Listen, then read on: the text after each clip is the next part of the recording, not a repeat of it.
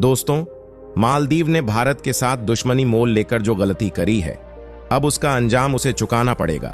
तो आखिरकार भारत ने मालदीव के धोती में छेद करने का जुगाड़ भी बना लिया है और इसे सिलते सिलते मालदीव को 7 जन्म लग जाएंगे।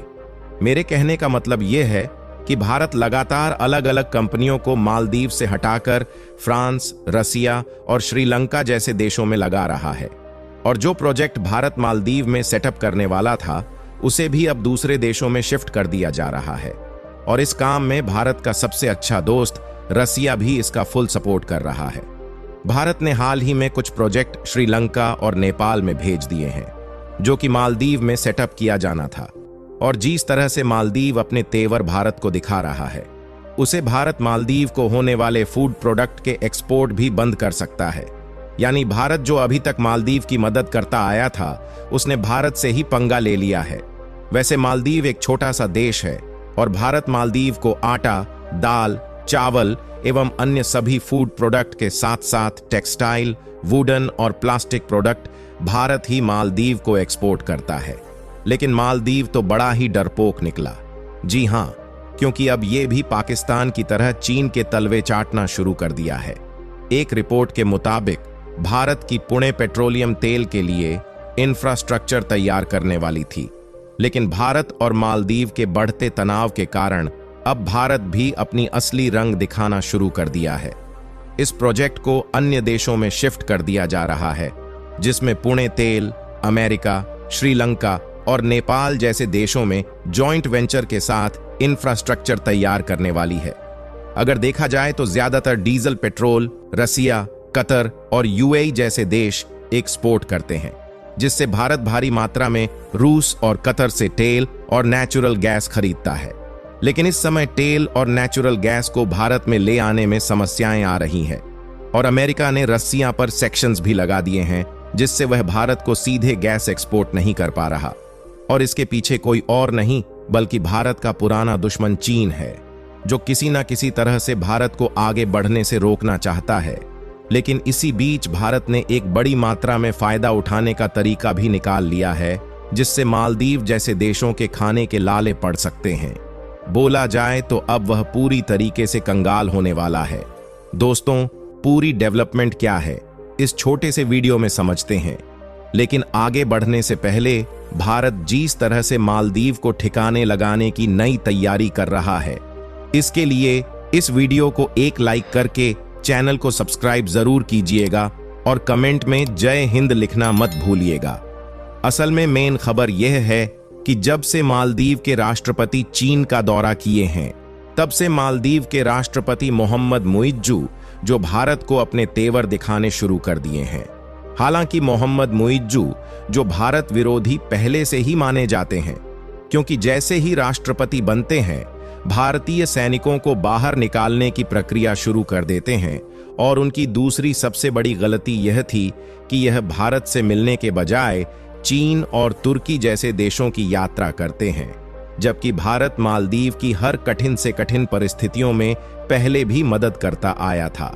यहां तक कि साल 2014 में जब मालदीव के डिसैलिनेशन मशीन यानी कि समुद्र से पानी फिल्टर करने वाली एक बड़ी मशीन में आग लग गई थी, तो उसे समय रहते भारत ने वोटर्स ऑपरेशन शुरू करके एक बड़ी मात्रा में मालदीव में पानी पहुंचाया था। वैसे तो मालदीव की जिन कठिन परिस्थितियों में भारत ने मदद की है उसको भूलना नहीं चाहिए, लेकिन मालदीव अब उसे भूल चुका है। लेकिन जब मालदीव ने भारत के द्वारा किए गए एहसान को भुला दिया है, तो भारत भी अब मालदीव से दूरियां बनाना शुरू कर चुका है। अभी तक तो मालदीव और भारत का विवाद केवल इन्हीं दोनों देशों के बीच था, लेकिन जब से मालदीव के राष्ट्रपति मोहम्मद मुइज्जू चीन के साथ मिलकर भारत के खिलाफ 20 एग्रीमेंट पर समझौते किए, तब से भारत और मालदीव का विवाद और ज्यादा बढ़ना शुरू हो गया। आपको बता दें कि मालदीव के राष्ट्रपति जब चीन गए हुए थे तो उन्होंने चीन के साथ 20 एग्रीमेंट को साइन किए हैं, और अगर इस पर ध्यान दिया जाए तो ये सारे एग्रीमेंट भारत और मालदीव के रिलेशन पूरी तरह से खत्म करने के लिए ही किए गए हैं।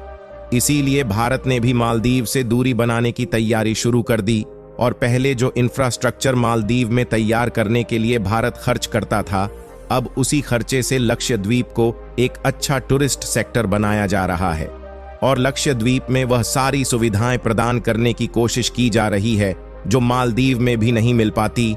और भारत कुछ एलजी प्रोजेक्ट मालदीव में जॉइंट वेंचर में स्थापित करने वाला था, जिसे अब श्रीलंका, नेपाल और अमेरिका जैसे देशों में शिफ्ट किया जा रहा है। लाल सागर में हूथी विद्रोहियों के हमले के कारण भारत का जो ट्रेड रूट है वह डिस्टर्ब हो रहा है। इसके लिए भारत की पुणे गैस एलपीजी प्रोजेक्ट का इंफ्रास्ट्रक्चर अमेरिका की एक कंपनी के साथ जॉइंट वेंचर में सेटअप करने जा रही है। इससे जो अमेरिका में नेचुरल गैस है उसी पर आसानी से काम करके एलपीजी में कन्वर्ट किया जा सकेगा और इससे भारत को एक बड़े लेवल पर फायदा होने जा रहा है। दोस्तों, आपको बता दें कि भारत फिलहाल रूस से भी तेल और गैस को आयात करता है। अब अमेरिका को भी भारत में निवेश का आमंत्रण दिया है। ऐसे में भारत को दोनों तरह से फायदा होने वाला है। यदि अमेरिका निवेश करता है तो इससे भारत में रोजगार के नए अवसर भी पैदा होंगे।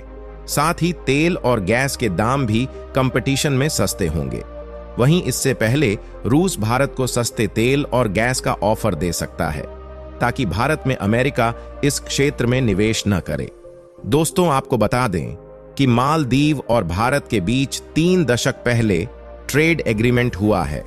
इस एग्रीमेंट के तहत मालदीव भारत से उन वस्तुओं का आयात करता है जो दूसरे देशों को निर्यात नहीं होता है। इसके अलावा मालदीव के इंफ्रास्ट्रक्चर प्रोजेक्ट में भी भारत का पैसा लगा है। साल 2022 में भारत ने $495 मिलियन का सामान मालदीव को निर्यात किया था। भारत से मालदीव कृषि और मुर्गी पालन, चीनी, कपड़ा, आटा, दवा, चावल, मसाला और दवाइयां जैसी महत्वपूर्ण वस्तुओं का आयात करता है। इसके अलावा प्लास्टिक और लकड़ी के सामान को भी भारत मालदीव को बेचता है। ऐसे में अगर भारत और मालदीव के रिश्ते खराब होते हैं तो मालदीव में खाने पीने की भी किल्लत हो जाएगी। भारत से लाखों की संख्या में हर वर्ष लोग मालदीव घूमने के लिए जाते हैं। वर्ष 2023 में भारत से 2,09,198 लोग मालदीव घूमने के लिए पहुंचे थे। मालदीव की इकोनॉमी में पर्यटन सेक्टर का योगदान 28% है। इसके अलावा फॉरेन एक्सचेंज में भी 60% योगदान टूरिज्म सेक्टर का है। ऐसे में यदि भारतीय मालदीव ना जाने का फैसला करें तो वहां की अर्थव्यवस्था चरमरा जाएगी। दोस्तों, आपको इस खबर पर क्या कहना है? आप हमें कमेंट के माध्यम से बता सकते हैं। मिलते हैं अगले वीडियो में, तब तक के लिए जय हिंद, वंदे मातरम।